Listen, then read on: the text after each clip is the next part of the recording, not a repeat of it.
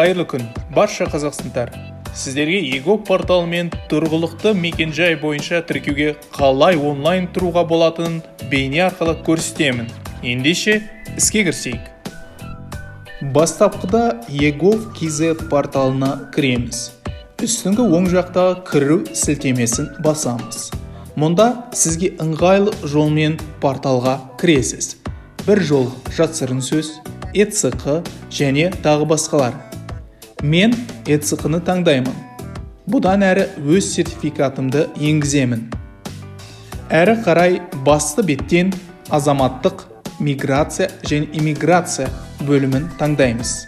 Кейін халықты тіркеу және тіркеу есебінен алып тастау сілтемесін басамыз. Мұнда шыққан тізімнен Қазақстан Республикасының халқын тұрғылықты жері бойынша тіркеу қызметін таңдаймыз. Әрі қарай қызметке онлайн сұрау жасап, бірінші қадамда шыққан барлық деректерін толтырамыз. Мұнда сіз келу мақсаты, қоғамдық санаты, білім деңгейі, білім бойынша мамандығы, неке жағдайы бойынша ақпаратты толтырасыз. Және ең соңында тұрған тұрғын үйге меншік құқығын көрсетесіз. Егер сіз меншік иесі болсаңыз, тиісті белгіні қоясыз. Әрі қарай сізге іздеу түрі ұсынылады. Мұнда сіз өз облысыңызды көрсетесіз. Ең соңында сіздің атыңыздағы баспананың мекенжайы көрсетіледі. Әрі қарай сізге әдеттегідей өтінішке қол қою ұсынылады. Бұл SMS құпия сөз немесе электрондық цифрлық қолтаңба. Бірақ біз бірінші қадамға өтіп көрейік. Егер сіз меншік иесі емеспін деген белгіні таңдайтын болсаңыз, сізге тіркеу мекенжайын көрсету керек. Сонымен қатар меншік иесінің жеке сәйкестендіру нөмірін толтыруыңыз қажет.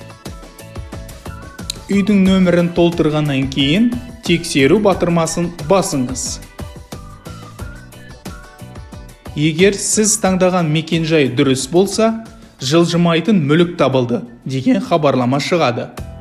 Жалғастыру батырмасын басу арқылы сізге өтінішке қайта қол қою туралы ұсынылады.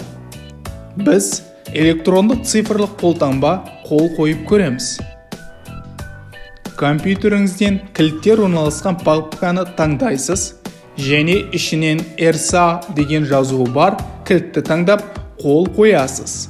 Сіздің өтінішіңіз жолданғаннан кейін екінші тарап, яғни баспана иесі немесе тіркелуші азамат өзінің жеке кабинетіне кіріп, келген хабарламаға оң жауап беріп, келісімін беруі тиіс. Біз бұдан былай мемлекеттік қызметтерді жетілдіретін боламыз. Қандай да сұрақтар немесе ұсыныстар болса, жауап беруге дайынбыз.